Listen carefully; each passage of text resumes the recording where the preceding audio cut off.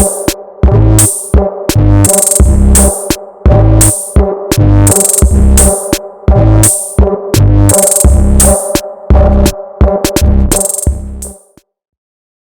we're here from the bench with John Schiavo, drafted by the St. Louis Vipers. How you doing, John? Great. How are you doing? Good, good. It's a pleasure to finally get to speak with you. I feel like I know you from all your social media posts and watching all the years and playing in the tournaments and pro ice hockey. I feel like I know you. Yeah, that's a good thing. I try to get out there and reach a bunch of people that I don't really know. So it's great to talk to you too for the first time and connect this way. It's awesome. So how you holding up throughout this whole not being able to leave your house type thing? Been holding up pretty good. Actually, have a clothing business, Goodwood Hockey. So we've been working away, still able to ship through the whole virus. And then, as you know, you could just train outside, and we have a little gym in our garage here. So it's been fun to just stay active, get outside when we can. And I mean, the lockdown has definitely been different. It canceled my ice hockey season with 8 games left, and we were trying to defend the title. So it's hard to end the season that way. But I mean, we just got to get the world back to normal and safe and sound. So whatever we got to do is what we got to do. Great, great. Yeah. I like the logo for your clothing company there, and it's I like it. Thank you. Thank you. Yeah, it's done by my partner, Kelly, and she's the designer for our company. So she's very creative and good with that stuff. So yeah, I enjoy it too. It's a great logo.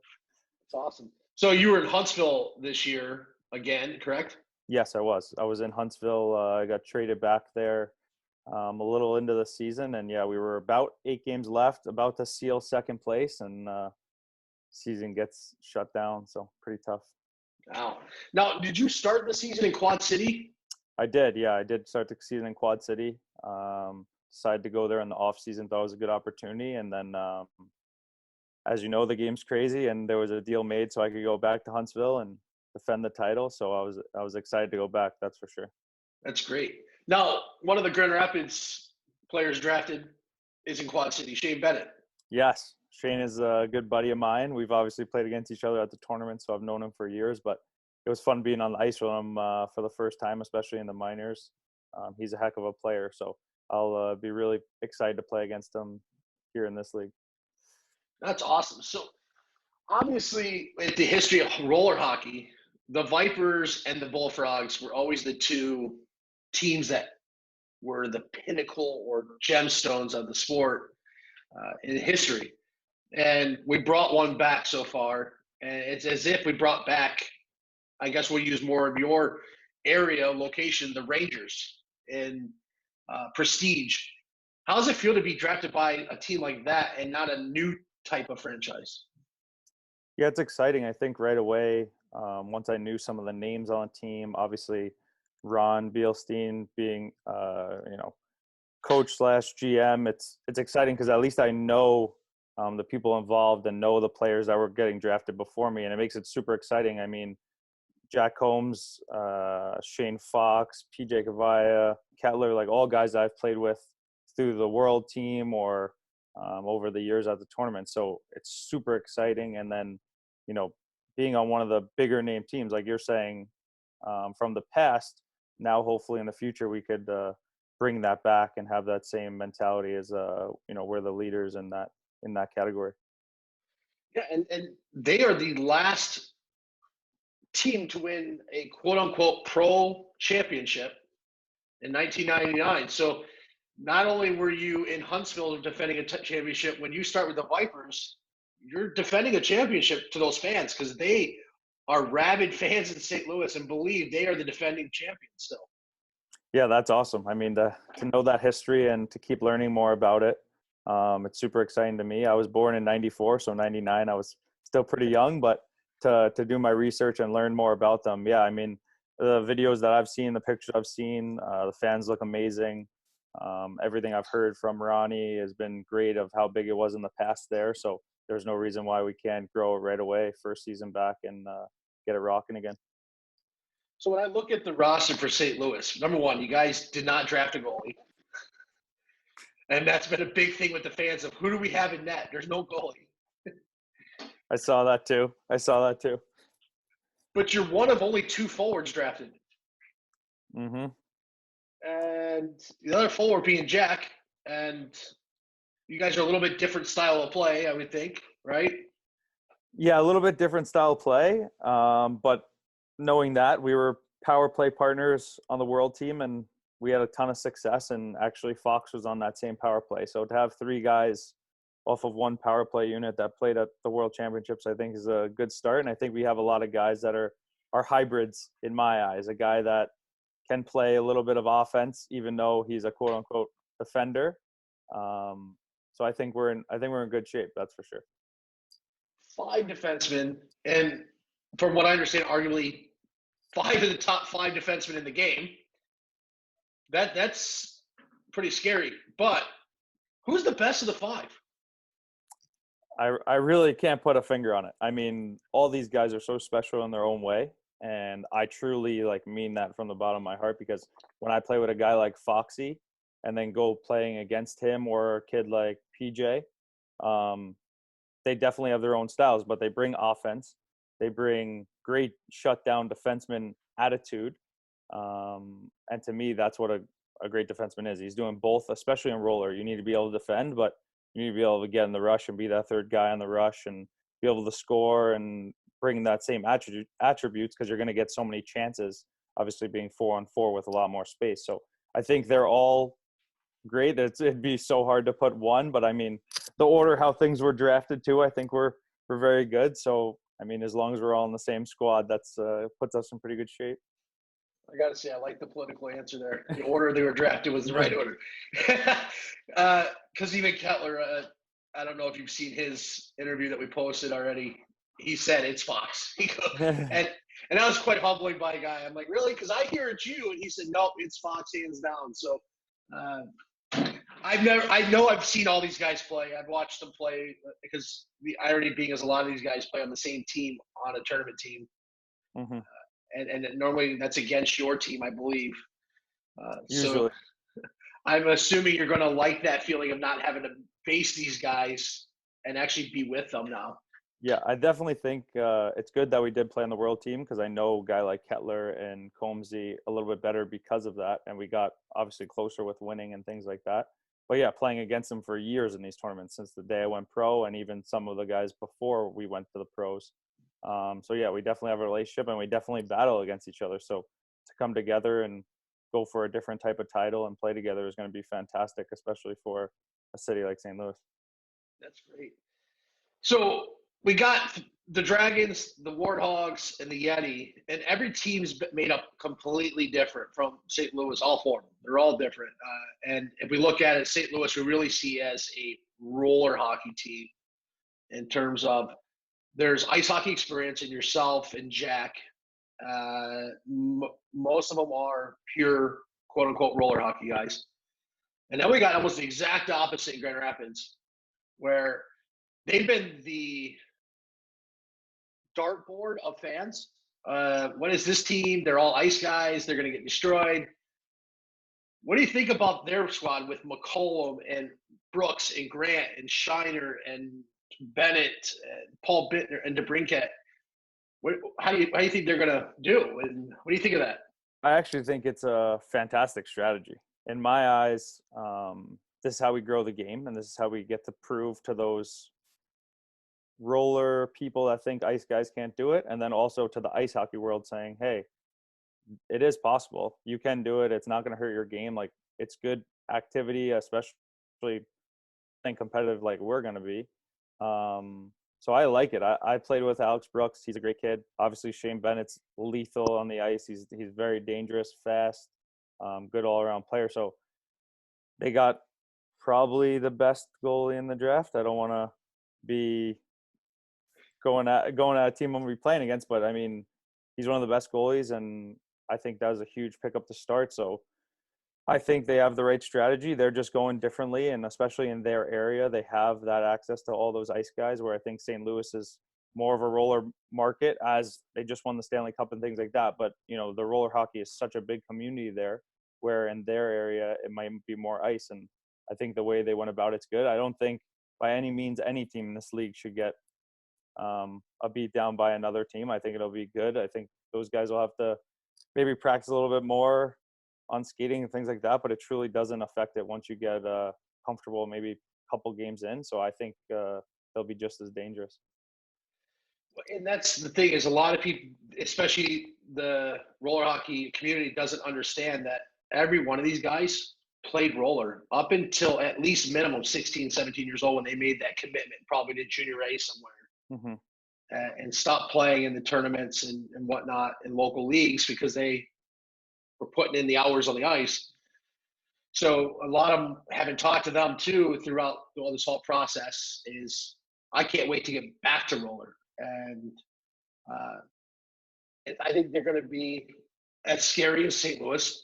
I think St. Louis is scary because of defense. And that seems to be a consensus to everybody of, oh my God, I got to face these guys line after line after line with the unknown on some of the other D, like a Brooks. How does Brooks he's an East Coast Hockey League all-star, but how does he transition to as he all-star in roller yet? And I think that obviously playing against guys like you, it's going to make him prepared pretty quickly. Yeah, definitely. And I mean, I think it can translate, in my opinion. I've seen plenty of ice hockey guys that don't skate too often on roller or didn't grow up, the player that some of these guys are playing roller. And even when they get on their skates, you see them on their skates 4 or 5 times, you're like, they got it. They just have to learn the 4-on-4 game or the controlled game, the way, however we're going to be playing. And once they get the hang of that, like I said, it'll only be a couple of practices and a couple of games, and they'll be like, I got this. Hockey's hockey. They're able to play the same game that they play on the ice and bring their same positive attributes to this style of hockey. And I think every guy that got drafted obviously isn't getting drafted because, just their on ice record. Like they know that they have a background in roller, or they're going to be able to strap them on and be just as good as they want to be on the ice. So I think it's positive. I think it's great for the game. That's awesome. So when we look at all of the things, like you said, the control of the game, the 4-on-4, we have the red line, similar to what international play does with can't pass it over. But if it comes over, everybody's got to tag up. So it's almost similar to offsides on ice. Does that benefit a roller guy? Does that help an ice guy? Where do you think that happens? At least in the beginning, everybody will adjust. Yeah, I think in the beginning it might help an ice player, in my eyes. But to us roller guys, like we really control the puck. So if we're getting in the zone, it's not like we're sending, like we might send it all the way back, but then we're all going to come back and regroup and things like that. So I don't think for the roller guy it'll really affect it. It'll just have to be like thinking maybe a little bit extra around that line. But once we're in zone or out of the zone and we have the puck, we're really not I don't think that end-to-end pass is really like as much of a thing anymore as it maybe used to be when I was a little bit younger. Like you used to stretch that guy and try and hit him all the time for like a one-on-one or a breakaway. Where now it's like you're coming down in packs and using the regroup with speed and using the big ice, or the big sheet. So I don't think it'll affect anyone all too much. I think just getting used to thinking about it is the one biggest thing for all of us. Now, how do you think your experience playing a season versus a weekend is going to benefit your team? Because looking at a lot of these guys being roller hockey guys, like Kettler said, I play 3 weekends a year. I got to get in shape. And just the constant battling where over the summer you might see a team once, maybe twice, even over 3 weekends, you may not see that team more than twice. So if you whack a guy, there's the consequences are a little less than when you see the guy that's 16. Yeah. Plus the straight practices and one game a day, but it's one. There's no sandbagging it that day. It's playing. Do you think that a team like yours, with your experience, and you and Jack can come in and help develop those guys into that a little bit better? I think definitely. I love the idea of that. Like, this is what I think we've all dreamed of wanting to do, is play a full roller season. I know like a guy like Fox is able to do that in France and things like that, but I prepare for the ice season. I never got to prepare for a full roller season. I prepare all year round for hockey. I'm training nonstop for both, and I'm always doing, workouts that cater to roller or ice hockey when I'm getting ready for each thing. But I think preparing and being able to practice and being able to take those battles, like it is, like you said, it's hard to create a battle in one weekend and play multiple games in a day, where you could really like prepare for one game, shell it all out there in front of a great crowd, and then know like, hey, we got it again tomorrow. It's going to be another war or just another battle. And obviously, not being too many teams to start, it's definitely going to be more battles than normal. But I think it's a good thing. I think not in the aspect of like fighting or getting into those wars, just being like, hey, this is a battle and we want to win so bad. Like, we're going to show you how hard we trained, how much effort we put in, and how prepared we are. Because I think that's one thing I passion myself for in hockey in general, if it's the ice season or the roller season. Like, I want to be prepared. I want to be dangerous. I want to be a threat every shift. Like, I want to know that my fitness is always going to be at its best to perform through 4 games in a day at a tournament, or for that championship game on a Friday in Huntsville to be ready, So I'm always training for both things. So it's a little exciting to put forth the season of roller kind of for the first time and see where it goes and how that feels. Some guys are going to have the hard time adjusting because they're not used to the season. I mean, it's 26 games before playoffs, and it doesn't sound like a lot, but it's a lot in a short period of time when it's literally a battle every game. I mean, we did 14 games the first 2 years we ran the small thing in the Detroit area, and those guys were wore out, and they were like the Border Cats were in that league, and we're like, man, we didn't know and understand the grind of the season. So I personally look forward to it. I wish I was a little bit younger and was maybe on somewhat your end, because I'm a roller guy first. My parents and grandparents were in the roller skating industry. I switched to ice because roller was not there. And I'm excited that we're able to have a season for the guys. But what is something that makes John Schiavo John Schiavo? Like, favorite food, music, movie, any hobbies that nobody knows about? That's a tough one. I think a lot of people know me through social media. They think they know me enough, but hobbies would say golf. I like golfing. That's probably the standard answer. I love bowling also, just like 2 random activities. I honestly just like staying active. If it's any type of sport, softball for fun with buddies, or just playing outside for fun, shooting hoops, whatever. Like, I just like being active. Yeah, I think truly, if anyone it really knows me, like, my passion's so much on hockey, and I don't really turn my eyes away from it. If it's the clothing line, if it's the social media content, if it's coaching and training. Now my partner Kelly and I have a non-for-profit where we go around and host roller hockey camps in basically untraditional markets, and we actually are able to collect free equipment from ex-players or from organizations, and we put on these camps where kids have never had the chance to play because of, if it's money or the area that they're in, they might not have a rink, so we go to a local park.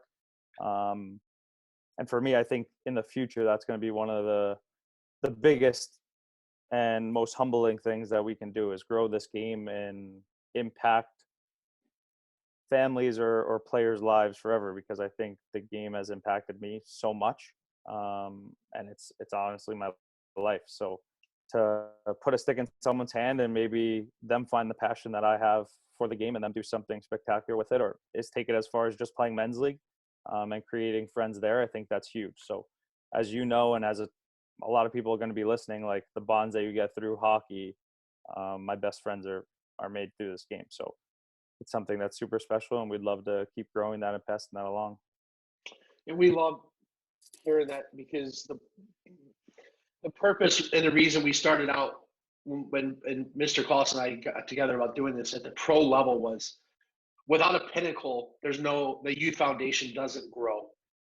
And you need that pinnacle, eye in the sky pro league for parents to drive their kids to play the sport. And we feel that by starting here and then working our way down, we can give this greatest sport to everybody. Because, like you said, you can play in a parking lot, whether it's in New York City to Boise, Idaho. You don't need the ice. And it's inexpensive, way more inexpensive than ice hockey, as you and I both know. So it's great to hear you reaching out. I can't imagine how much fun that is for you.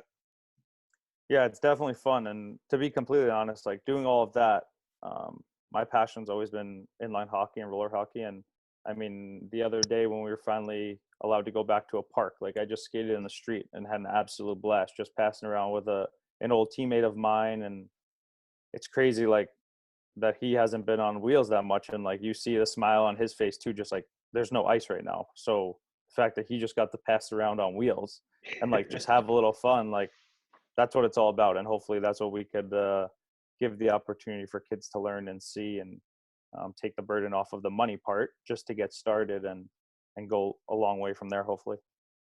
So what do you look forward to most about suiting up for the Vipers?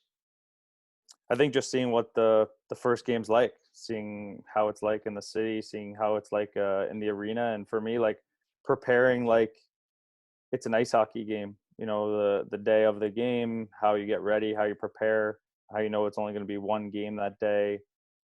Things that I really like to focus on, you know, getting a scouting report on a team and figuring them out, seeing how they play, you know, the first couple games, and preparing like I do for ice. I really love that part of the game. And that's something that sometimes you miss out on when it's not a full season. So I'm really excited to just see what the fan base is like, what it's like in St. Louis. And hopefully all those fans from 1999 are banging on the glass, excited for it to be back. Oh, they're there. We're getting pictures. We get submissions all the time. I had one fan send me DVDs of old St. Louis Vipers games. They got their jerseys still. Awesome. We anticipated 9,600 person sellout the opening night. It's unbelievable. The Snake Pit is still alive and well, and they've held it alive and well for 20 years. So that's awesome. If there was any team for the atmosphere I'd want to play for, it'd be the Vipers. If there's any team I probably wouldn't want to play against because the atmosphere, it's the Vipers. So I think you landed in a good spot with being with the Vipers. Yeah, I think so. I'm pretty excited. I think the logo is actually awesome. It was pretty cool to see that logo and see the other logos. It's something different. You don't really know what their logo is going to be when you hear the name. So I think they all came out pretty cool, and uniforms look good. So I think it all comes back around, just like in the SP, like the support that the fans have. It's a huge thing for the league, and that's what makes the league grow and stay alive, and everyone jobs, even if it's in the front office and ticket sales or the social media stuff. I mean, just growing this in a big way is great, and looking really forward to seeing where this goes and how big it can grow and where it could take us. Awesome. Now, are you a New York City guy or a Long Island guy? Long Island guy, yep. Okay, so if I tell you that's New York City, are you going to come through the camera at me? No, I think I live 45 minutes from the city on the island. I'm like in the middle of the island. So no, I'm not every time I meet someone new or something, like, oh, you're from New York City? I was like, nah, just a little outside, but it's just a train right away. So now 45 minutes away from New York City means you're about 600 yards. I wish. It's about 35 miles. So okay. Not too bad. I asked you that because I remember I worked with a guy once from Long Island. I was like, oh, you're from New York City. No, I'm not. I mean, he got heated, smoke coming out of his ears. I'm from Long Island. I'm like, okay, you're from New York City. So you're an Islanders fan over a Rangers That's sometimes fan. a mentality. But I was actually a Rangers fan my whole life because of my dad. Like, my dad was a diehard Ranger fan. And my tides kind of changed when I was, I want to say like 16, 17. I started like meeting the guys and knowing some of the staff and training with them on the ice. So I got to know them. And then I was lucky enough, I think it was when I was 18 or 19, someone got a little sick and I was invited to Islanders prospect camp, which was like a huge honor. And obviously I wasn't really sure what that was going to be like, and it ended up being the changer to my career. And being in that prospect camp on Long Island, at the Nassau Coliseum, the original one, was super special. And then I was invited back the next year to the same prospect camp, and it opened all the doors for me to go pro, and a lot of eyes to see me and me to play in the BCHL in British Columbia Junior A my last year. So it opened a ton of doors. And I think after that, just knowing the guys and training the guys, knowing the staff, it made me change my whole opinion on them, because, I don't know anyone with the Rangers, quite honestly. I might know some players, but when you really see what's going on in the background and how hard they're working and what good people they are, it makes you a fan of them. So I've definitely been an Islander fan ever since those camps. And I think that is pretty profound what you're talking about, because when you get that connection with a team, all of a sudden it becomes your team. And that is one of our primary goals with these franchises is you can't meet Hendrik Lundqvist. You would either have to pay a lot of money and win a prize, or run into him by accident. But we want them to be able to meet John Schiavo and know John Schiavo, as well as the equipment manager in St. Louis and the front ticket office. We want to build you up that you are, I guess I don't really know in the Islanders. My kid would tell me Brazil, Matthew Brazil, Yeah, right? Matthew Barzal, yeah. Okay, Barzal. Let's say you're the new Barzal of St. Louis. But instead of Barzal not being reachable, you're in the stands after the game signing autographs and mingling. And we really want to drive that, because that's what drives those people to show up to watch John Schiavo. It's what makes them buy a jersey. And I think that's important. And I think a guy like yourself fits that mold from what I've seen in social media. Is you don't mind being out in the public. Absolutely. Like, I love it. And I think the Huntsville Havoc do an absolutely stellar job of this, is letting us go out in the community, us wanting to do it, because it's not, it's an hour out of your day. You meet a bunch of fans, and in Huntsville, by far the best fans in the SPHL. The arena's always jammed. They're super nice. If you see them out in the community, they're always, hello, how are you? But not too much, like not overbearing. They're just like excited to see you out and say hello. And then even just the deals and things that you get around the town, because you meet people and they like you, and then you have certain restaurant connections because of that. And, you're bringing something positive to the community, so they know that, and they want to just, thank you every here and there. And it's super awesome. Like, the connections I've made there, and even buddies now that I know that retire and live there, like, we all still hang out, and, they have a job in Huntsville now, and they say like, oh, my boss is like a huge Havoc fan. So like, it's crazy to see the difference that it makes when you're in that tight-knit community and they really love your sports team. And I think, like I said, they do an amazing job of letting us mingle and things like that. But at the same time, it brings all the fans into all of our games and lets them truly know in our small community that the Havoc's a big thing. Now, I'm not sure if you are aware of this, but the commissioner, Bob Clausen, won a championship in Huntsville with the Channel Cats in the 90s. I did not know that. That's really awesome. That's crazy. Small world. Yeah, he won a championship, and Craig Cox was one of his teammates. Awesome. Wow, that's so crazy. And I believe it's still the same arena and things like that. The name just ended up changing over the years with ownership and stuff. But that's really sweet. Well, is there anything else that you'd like to tell everybody before we wrap up here? No, I think that's it. If you're not following me, you could go follow me on Instagram or Facebook or Twitter at jschiavo44. And then go check out our clothing line, goodwoodhockey.com. We got some awesome stuff, launching a bunch of new stuff. Obviously, still working hard through this virus to stay up and above and buzzing around. We're doing great, so we're excited to ship things out on time. And shipping obviously hasn't been an issue, so that's been a fantastic thing for us to keep supporting all the people that support us. And really excited to see where this takes all of us. And it's a super exciting thing for our game. Awesome. Well, I appreciate your time today, and stay safe. Yes, thank you very much.